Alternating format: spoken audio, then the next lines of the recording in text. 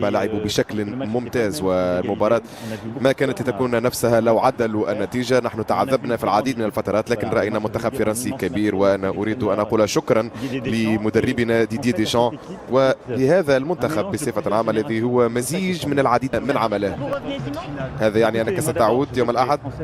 أنا أولا أريد للفرنسيين والفرنسيات أن يتمتعوا بهذه السعادة البسيطة وأن يتمتعوا. وأقول للمغاربة الذين يملكون منتخبا كبيرا جدا وقاموا بمسار استثنائي في الكأس العالمية هاته وقدموا نصف نهائي محترم جدا، وكنا نحتاج إلى منتخب فرنسي بطل عالم سابق وعرف كيف يمسك بزمام المباراة، لكن نحن نحييهم ولا يجب أن يستحوا من هذه المباراة، وأنا أقدم لهم صداقتي. إذا بالنسبة لنا فلنتمتع بهذه اللحظة. واضحا دائما فيما يخص كأس العالم في قطر، هناك قرارات تتخذ منذ سنوات عندما تقدم الكأس لبلد منظم. الرياضة يجب أن تجمعنا ولا تفارقنا. كأس العالم لكرة القدم أو للركبي، وبالنسبة لبعض البلدان كي تتحدث رغم أنها لا تتحدث على الصعيد السياسي، ولكن ستتحدث في عالم الرياضة. أنا هنا في قطر وسوف أعود، وهناك مواعيد أكثر سياسية بالنسبة للعديد من الوضعيات والمواضيع، ويجب أن نعترف بأن قطر تنظم بشكل ممتاز هذه الكأس العالمية. الأمن ممتاز، التنظيم أكثر من رائع، وأنا سأقول